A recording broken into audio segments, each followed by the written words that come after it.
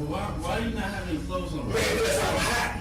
So, we need it. Introducing the compelling and distressing case of Harold Easter, a tragic example of police negligence that resulted in an unprecedented fatality within the confines of an interrogation room.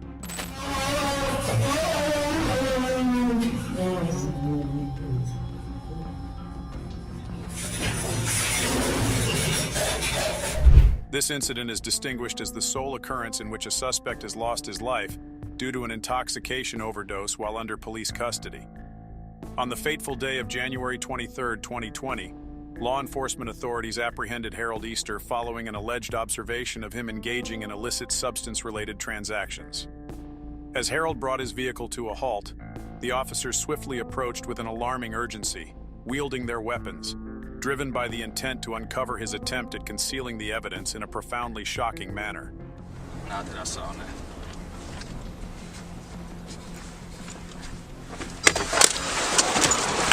Put your hands up! Hands up! Hands up! Hands up! Do it now! The man just got out. We had some weed. That's all. Hands up! Hands up! Open the door for you. Put your hands up right now. Keep them up. Keep your hands up right now. Don't eat it. Stop! He's eating it. Hands up. Ain't nobody Stop. Goddamn Stop. weed, Put man. your hands up. Put your hands up. Damn. Hey, cut it out. Okay, it wasn't Get driver. Get passenger. Get passenger. Harold, in an attempt to conceal his possession of substance from the scrutinizing officer, openly admits to having a small quantity of another type of substance on him. However, he resorts to an unsafe act. Right before the officer's eyes, Harold defiantly places a rock of the substance into his mouth and proceeds to swallow it, completely disregarding the imminent risks associated with such an action.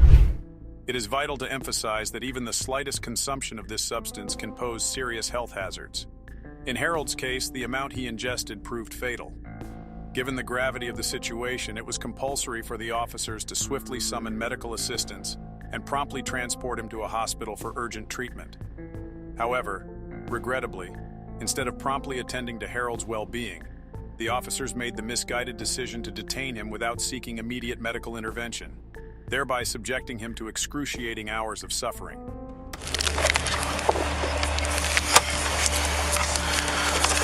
I got it. All right. Got anything on you? Just come free for your stick. I ain't got nothing. Leaving all that cash in your pocket. Upon conducting a thorough pat-down search, the officer discovers no illicit substances on Harold except a substantial stack of cash.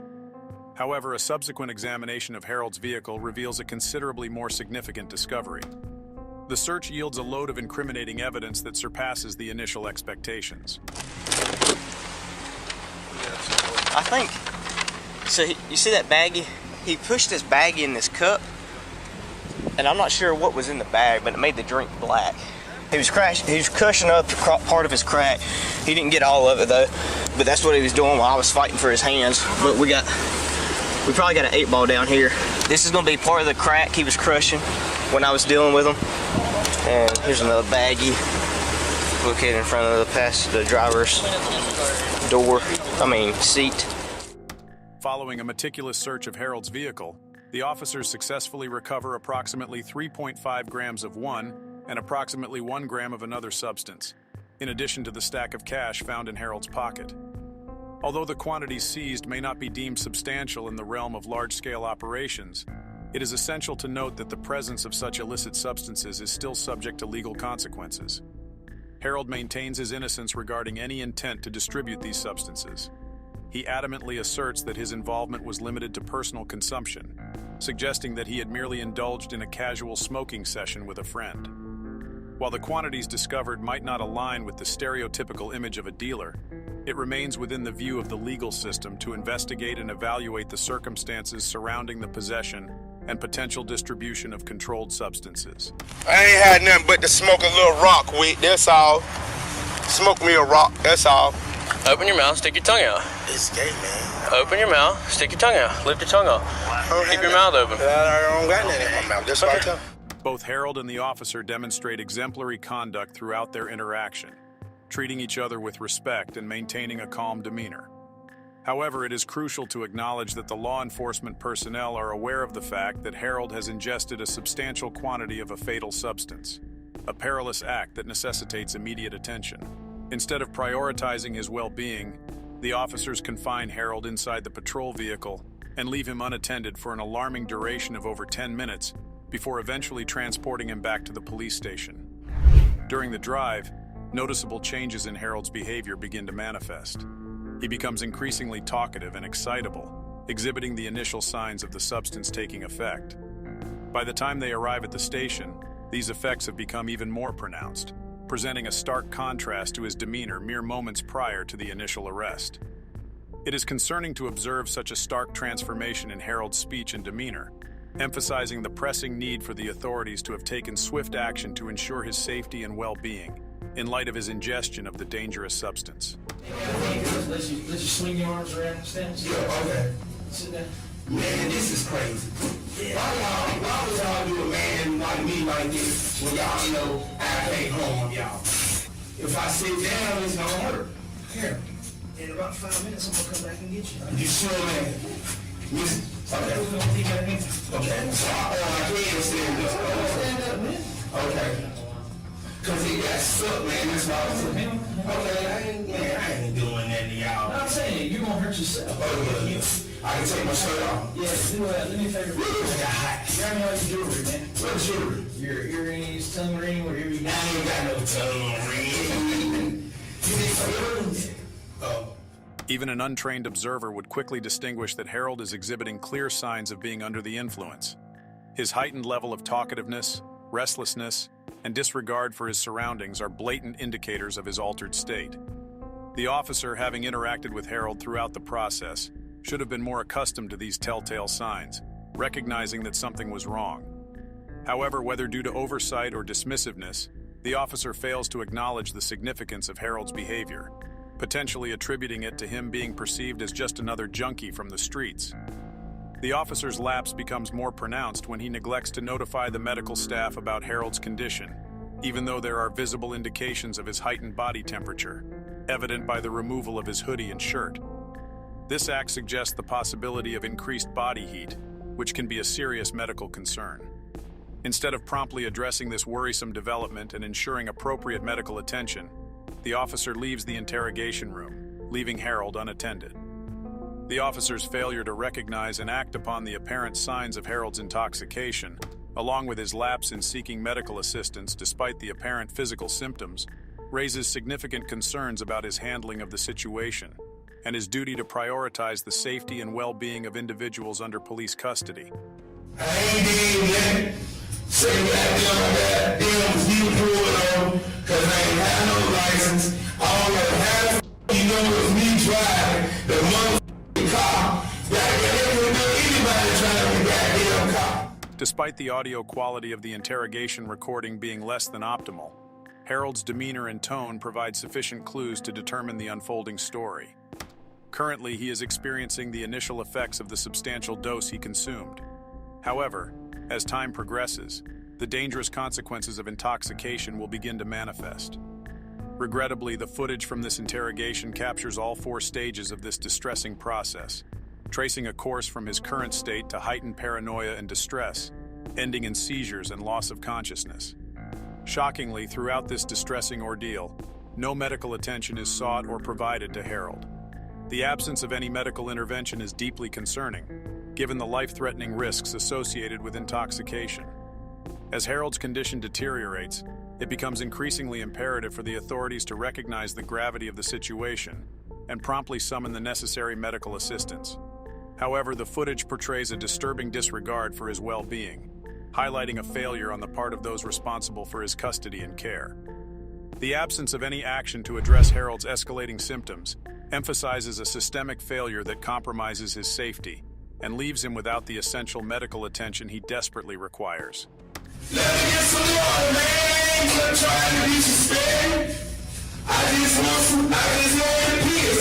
It got you know, man, goddamn get scared. He got to piss his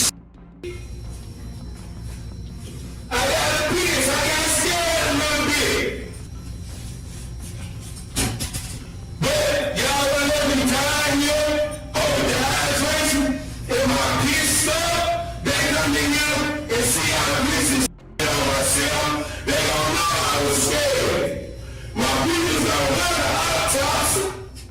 As Harold's overdose progresses, he enters a stage known as delirium, which becomes evident by his growing anger.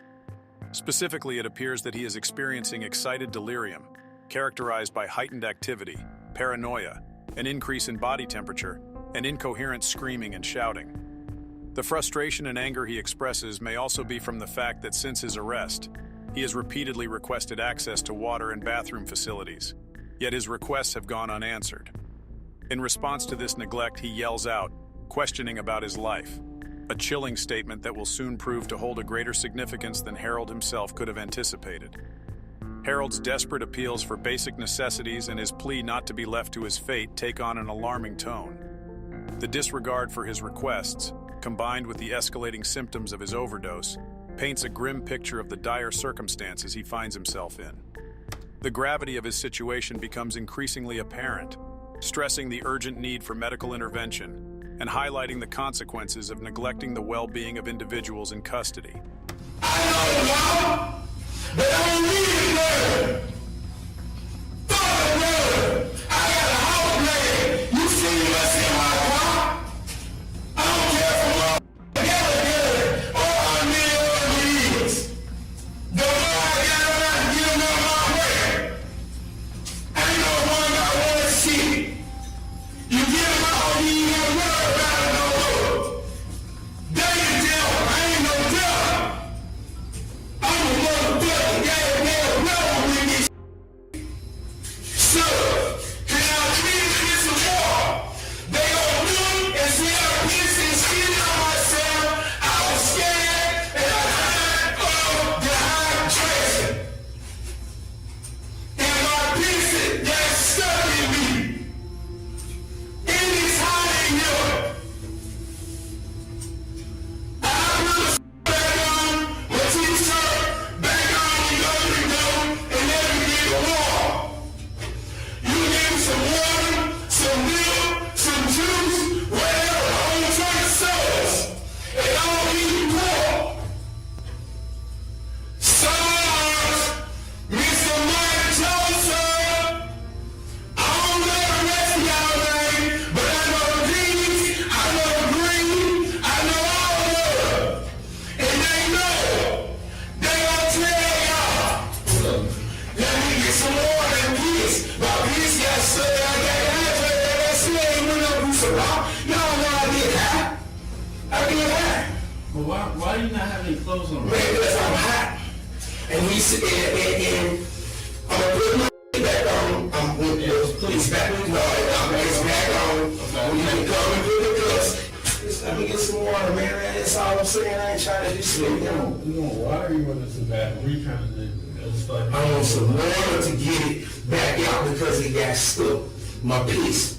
You know what I'm you saying? have to pee or you just want water? I want some water. I'm gonna take a little sip of water. Get a sip of, yeah, right there, boy. After a significant period of absence, an officer finally returns to the room and inquires whether Harold requires water. Although the offer comes after a considerable delay, the officer eventually brings in the much-needed water approximately 4 minutes later. However, it is the following actions of the officer that become particularly revealing and deserve close attention. I ain't talking about. Let me get the water. I'm just saying, y'all know what I'm talking about. It's real shit. It's real shit. But y'all want him. It ain't really disrespect me. Cause, man, y'all want guns in the face. Trying to go in my ass. And y'all know if you know it was me trying, you know I ain't got no gun or nothing in my ass. I don't ride with no guns. Following the provision of water, the officer poses a question to Harold, inquiring about the reason behind his elevated level of shouting. However, instead of engaging further or actively listening to Harold's response, the officer promptly retreats from the room, leaving Harold still talking. This behavior hints at a sense of perceived threat or fear on the part of the officer, as evidenced by their reluctance to turn their back on Harold. By maintaining visual contact, the officer likely seeks a sense of personal security. These observations, combined with the officer's actions and behavior, begin to illuminate the true nature of the situation. It appears that the officers are employing a passive approach, waiting for the effects of the intoxication to wear off before proceeding with questioning Harold. It becomes apparent that they deem the dosage Harold ingested to be relatively safe, only realizing the gravity of the situation when it was already too late.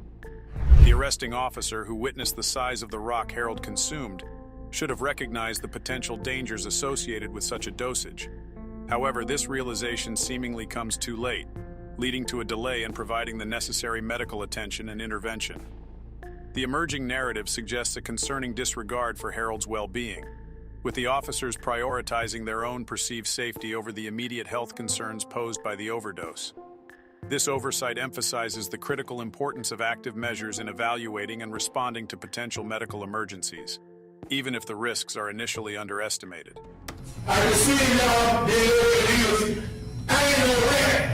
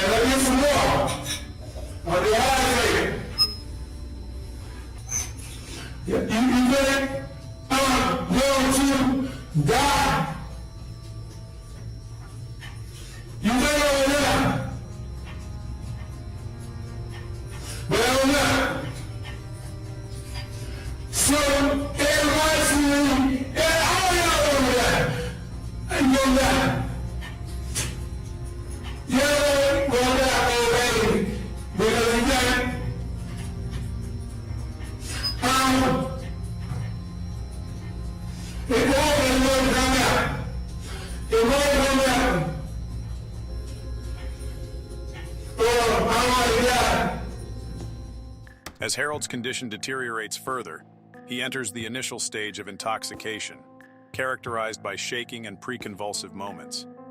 At this point, his level of intoxication is such that he becomes unable to fully comprehend the gravity of his situation or recognize the urgent need for assistance. The intoxication impairs his cognitive abilities, leaving him unable to grasp the severity of the unfolding medical crisis. During this stage, a series of functional changes occur. Harold's blood pressure rises significantly, contributing to the cloudy nature of his thoughts. He may also experience hyperthermia, characterized by an elevated body temperature. These physical manifestations, combined with the visible twitching and convulsive motions, confirm that the substance has effectively poisoned him. Unfortunately, even if medical professionals were summoned at this point, the chances of halting the progression of the imminent complications would be considerably limited.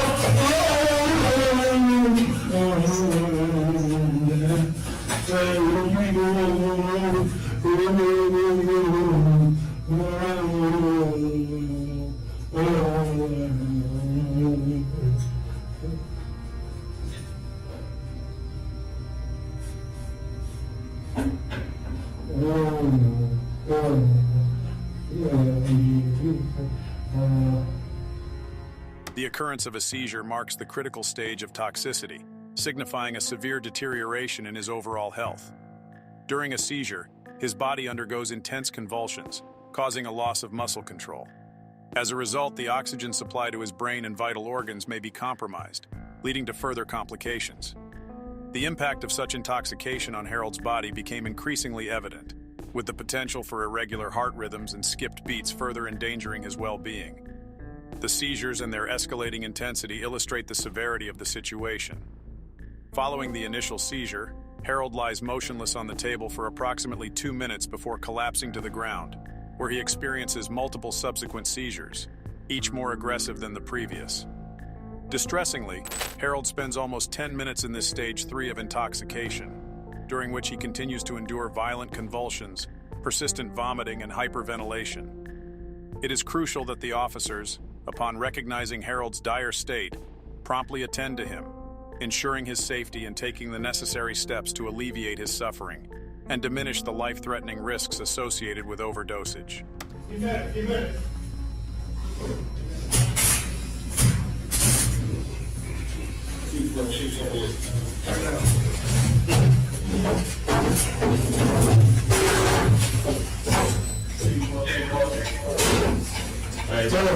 Seizure.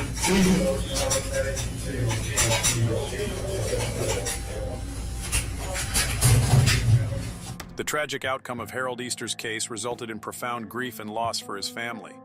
His untimely end at just 41 years old, occurring 3 days after on January 26, 2020, being rushed to the hospital, left behind his family, forever impacted by the tragic events. Family attorney Alexander Heroy expressed disappointment, emphasizing that this devastating outcome could have been easily prevented had the police exercised greater vigilance and care. During a press conference, Harold's sister, Andrel Mackey, reiterated the deep void left by his absence and emphasized that despite her love and longing for her brother, his mistreatment by the police department as a criminal cannot be overlooked. The incident prompted an investigation into the 5 officers involved in Harold's arrest, all of whom subsequently resigned from the force. However, no legal action was taken against them. Following Harold's case, significant policy changes were implemented within the Charlotte-Mecklenburg Police Department. Officers are now required to maintain constant monitoring of any suspect in their custody, rather than the previous practice of every 15 minutes. Additionally, officers must promptly contact medical professionals if they suspect a suspect has ingested an illegal substance. As a result of a wrongful lawsuit, the Easter family received a cash settlement. Although no amount of compensation can truly alleviate the pain of their loss, the family has expressed their acceptance of moving forward and finding peace. This tragic incident serves as a clear example of how not to handle such a situation. The delayed response in calling for medical assistance contributed to the irreversible consequences of Harold's overdose. A timely and proactive approach, including the immediate involvement of medical professionals, could have potentially saved Harold's life. When a police officer encounters a situation where a potential suspect ingests any illegal substance, it is crucial to handle the situation with caution and adhere to appropriate legal and departmental protocols. The officer should prioritize personal safety by assessing the circumstances for potential threats or risks. Once personal safety is ensured, the officer should proceed with documenting and preserving evidence. This may involve observing and documenting the suspect's behavior, actions, and any physical evidence present. If the officer becomes aware that the suspect has ingested an illegal substance, immediate medical assistance should be requested. The substance ingested by Harold is highly dangerous, and any ingestion, particularly in significant quantities, poses life-threatening risks. It is vital for officers to recognize the severity of the situation and act promptly to ensure the suspect's safety and well-being.